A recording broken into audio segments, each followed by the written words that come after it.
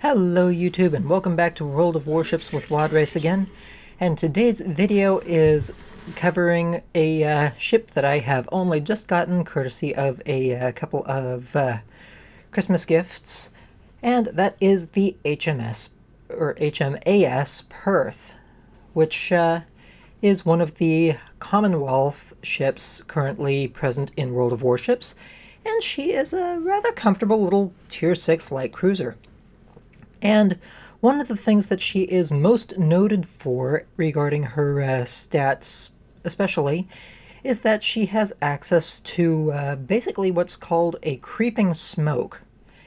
She has a smoke generator which produces very short duration puffs of smoke that only last for about 10 seconds, but the actual dispensation time is 90 seconds. So while the actual smoke puffs themselves do not last very long, you can actually hide under this smoke and just kind of creep along under it so long as you keep your throttle relatively low.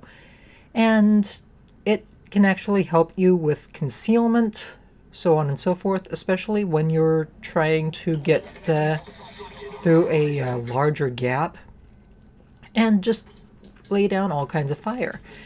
And that's actually something that I'm going to be toying with here and showcasing a little bit in just a few seconds. I just kind of wanted to get around the island that was up here a little bit, somewhat, just so that I could have a little bit of a straight stretch to actually be able to slow down and pop smoke and just creep along. And of course my first target is the enemy Miyoko on the enemy team. And one of the other nice things about the Perth is that, while her guns aren't exactly the most numerous, they are reasonably accurate at least. So I do at least put in some minor damage. I mean, it is a bow on Miyoko, so there are going to be some hits on the main batteries, which are going to shatter, etc. and so forth. Just things that are going to be a little bit, I guess I could say, a little bit more random. Now, unfortunately, the Miyoko does still charge straight head-on in on me, so I do have to kind of pick up my speed and get the hell out of Dodge after a little bit. But I've actually made it a pretty good way while still being covered by my smoke. So that's one definite benefit of having the Perth's smoke.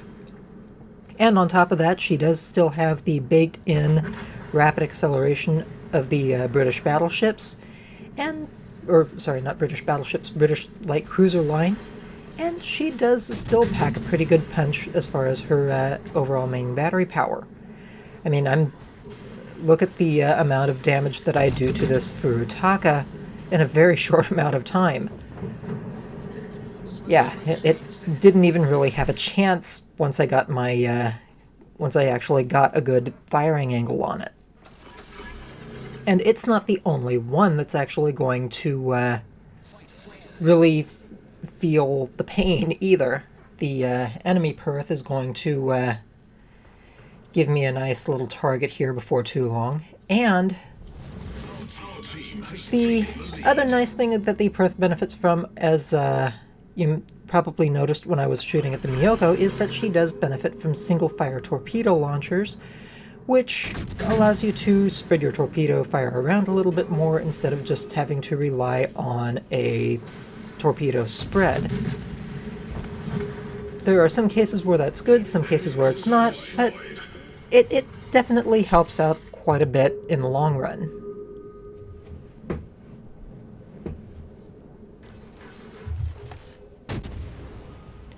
And of course, the last, well, not the last ship, but now I have my eyes set on the enemy Prince Idle Friedrich, though a lot of my shells are just kind of bouncing and not penetrating on her armor.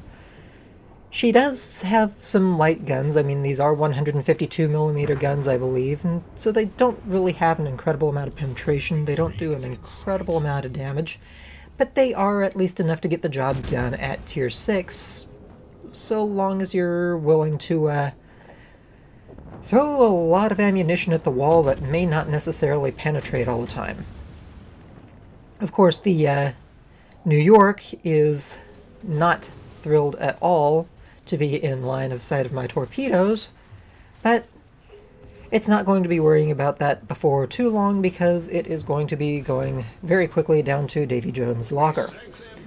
And the Colorado is not far behind on my list of targets.